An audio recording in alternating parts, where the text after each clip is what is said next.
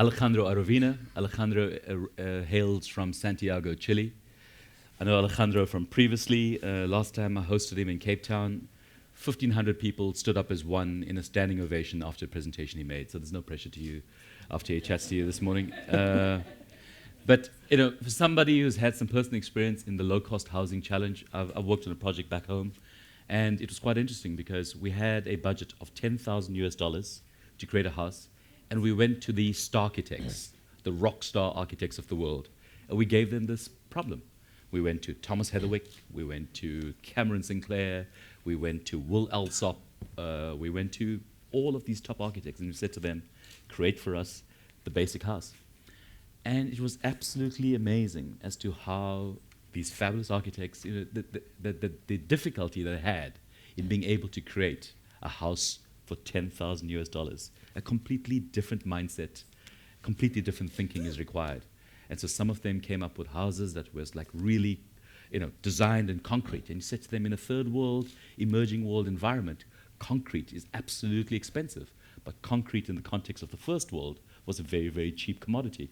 And it was all of these nuances that people had trouble getting their head around. I can tell you quite frankly, hi Rick, good to see you here. I can tell you quite frankly that the man who's really cracked the code in terms of low-cost housing is Alejandro. And he does something which is completely counterintuitive in terms of low-cost housing. Not the normal patronizing way that governments go about it. He says the people are natural builders. People have the ability to build. So he doesn't build the entire house, he builds half a house, which, quite frankly, would be seen to be an abdication of your responsibility. It will seem to be a dereliction of duty on the part of governments, that you don't provide a full house. But this gentleman comes up with a heretical suggestion that says, build half a house. Crazy. And what was really nice about the way he teed it up when I heard him first present it was that he offers you, we talk about context in terms of index awards, the full socioeconomic, the full cultural context. He gives you this entire context because what he was presenting was perhaps 20% design, 80% economics. It was designomics. And he was quoting people like Hernando de Soto and a book called The Mystery of Capital, because he was putting it in such a beautiful economic context. It just hit you between the eyes, and for somebody who comes from the third world, who comes from Africa, I know that this particular solution will fall on fertile ground through the emerging world. So, Alejandro Aravena, in his own words, please tell us about this gorgeous story. Thank you. Thank you. I guess the first thing is that we have to have you to present our project. I mean, it's the clearest explanation I've ever heard. So, Thanks. That's my story. So, 12 minutes. I would like to tell 3 stories, 4 minutes per story. The first one, the idea of the half house, which more precise is half of a good house, not just half of a house. For you to have an idea, in average in the world, no matter if it's first or third world, a middle-income family, standard middle-income family, can live quite okay in around 80 square meters. So if you have money, be it from your own savings or from the state, and provide 80 square meter houses, you're fine. It's reasonable. All of us could live in such a house. The problem is that what do you do when there's not enough money? In average, in the world, in the best of the cases, you can build about 40 square meters. Actually, when we started back in 2001, the policy allowed us, not allowed because it was written in the law, but the amount of money that was available allowed you to build about 25 square meters. So it was even more radical. We started with $7,500 as a subsidy. So what we did is when you have such little amount of money, that allows you to build only about 40 square meters, what the market tends to do is to look that size as if it was a small house. And the only thing we did was to try to reframe the problem by saying, what if we consider 40 meters as half of a good house instead of a small one? And this is what I said yesterday. The key question, once you frame the problem like that, is which half do you do? And we thought that it was more efficient with public money to concentrate on the half that families won't be able to do on their own. And that means, first of all, location, urban layout, structure for the final scenario, very important. Technically difficult parts of the houses, kitchen, bathrooms, partition walls, stairs. And then already have in the first half of the house the DNA of a middle income standard, the size of the rooms, that the bathroom is located where bedrooms are, not in the front door because you use less infrastructure to arrive to the street. That kind of thing. Need to be said that when we're talking about $7,000 or $10,000, you have to do three things. Buy the land, provide infrastructure, and build the house. And normally it's distributed 1/3 per each. So in the end, with $2,500, $3,000, you buy land that is very far away in the periphery. You have to connect your units to the infrastructure anyhow, and the houses are very tiny. So by saying half of a good house, we allow them, the families, to on their own, with their own resources, which are there, actually favelas and slums are a demonstration that families can't build on their own. So it's not an incapacity, but actually a big capacity that has to be channeled through a coordinated first half, so that then can achieve this middle income standard in a safe, quick, and cheap way. That's why the second half of the house, in average, costs 1/10 of what the first half costs. No structure involved, it's much cheaper. For you to give an idea, we do not have money for doing everything. So we do workshops with the families so that we can agree what are going to do us and what is going to be up to you.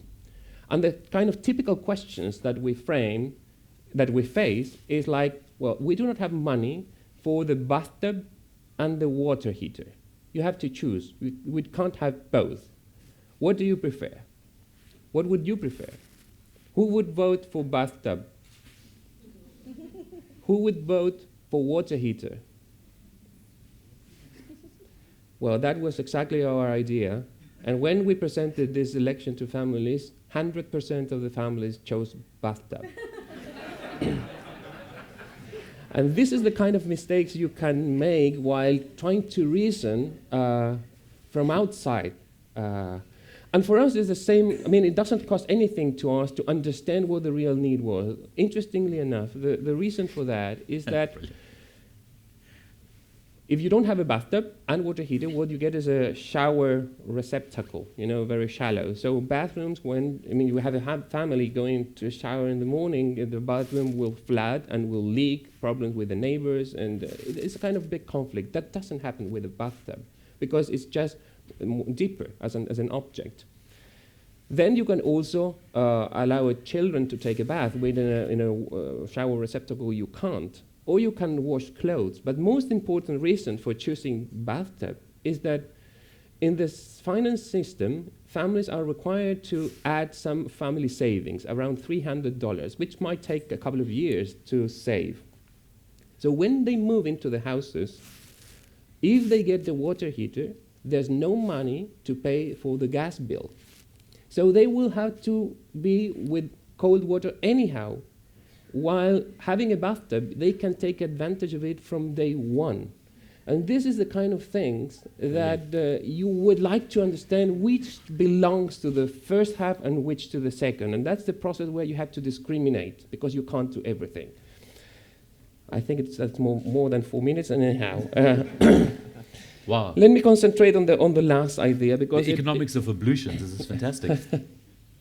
the question you made about how we work, if it's a for-profit this was a key question, talking about insights. None of us here, and there's all the group of architects working at Elementaris here today, none of us are particularly good people. We are not heroes, we are not volunteers. We think we're good professionals and want to get paid for that. Actually, at the very initial conversations at Harvard, where I was teaching, and just to be clear, in the year 2000, I have no idea what a subsidy was. So out of self-embarrassment, coming to Harvard, where you meet people that is, extremely powerful, that can make decisions, I felt so self-embarrassed that I had no idea what a subsidy was, that I decided to use this project to overcome my own ignorance.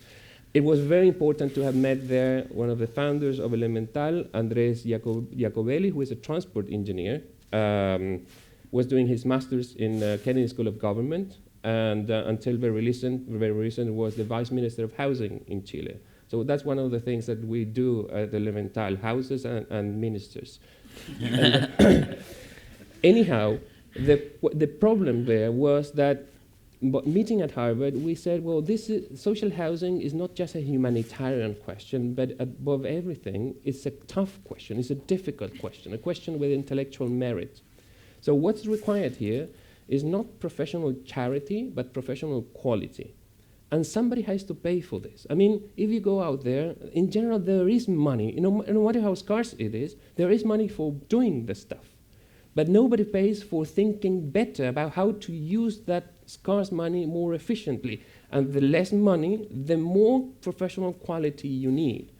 So we began by using our own fees as professors at the Harvard and the Catholic University in Chile. So instead of teaching conventional workshops, let's make this applied thing and try to do a real project. That's why we call it the do tank. Instead of thinking about it or doing a paper, let's do something with the current conditions of the market and the policy. Accept them as they are. All the constraints, the size, the social conditions, political conditions, take all that. Meanwhile, you try to change those conditions if necessary, but you don't wait for that to change. You begin to act within those frame. Then we asked for a grant from the government that we got that allowed us to create the knowledge for a couple of years, and then we ran out of money. So who's going to pay for our time? It was very important that we kept our more conventional practices as architects, not just for practical reasons, like being able to cross-subsidize at the beginning the social housing projects, but mainly because we enter this issue as designers. What we do is to design. And normally in the other kind of projects we have, your muscles are in good shape so that you can go properly in the most difficult of the fields with this social housing. We're doing now, for example, a project for Novartis, the Swiss pharmaceutical in China, or Vitra, or an innovation center in Santiago for the Angelini group. So we use all those skills and then apply it to social housing. From social housing, we learn how to take out everything that is superfluous, that is not strictly necessary, and that's desirable for the other kinds of projects as well. But anyhow, we ran out of money, and that was in 2005. And we began to look how to move forward. And we met, it was very crucial to have met the Chilean oil company, Copec. And we have now a board, so it's a company, it's not an NGO. We have a board, and the two members of the board of the Chilean oil company are here, so you can ask them afterwards their own perspective as well. And when we were giving this seed capital, it had a very clear goal. In 2 years from now, you have to be sustainable. So if you think that what you're offering makes an improvement, well, the market should pay back because you're doing something good with that. I mean, there's no value in doing great jobs for free. I mean, everybody will be very happy to get good things for free. And the thing is that if the society thinks this is relevant and will make a difference, then the society should pay. And at this point, I think we're already for the first time in blue numbers, but it's a pretty sustainable company. And I guess it's also very crucial that we moved not just from housing, but to entire city scale. We were asked to rebuild one of the cities after the earthquake in Chile and tsunami. It was destroyed by a tsunami. And there, a forest company, Arauco, instead of donating money for the houses or the reconstruction, donated money for thinking better how to use the public funds and private funds that were going to be invested anyhow. And with the same approach, we're now going to do redesign an entire city for the copper mining industry in the north, in the desert. So I guess that the fact that what is required here is professional quality, not charity, has shaped the entire operation of Elemental. Awesome. Congratulations. Professional quality and not charity.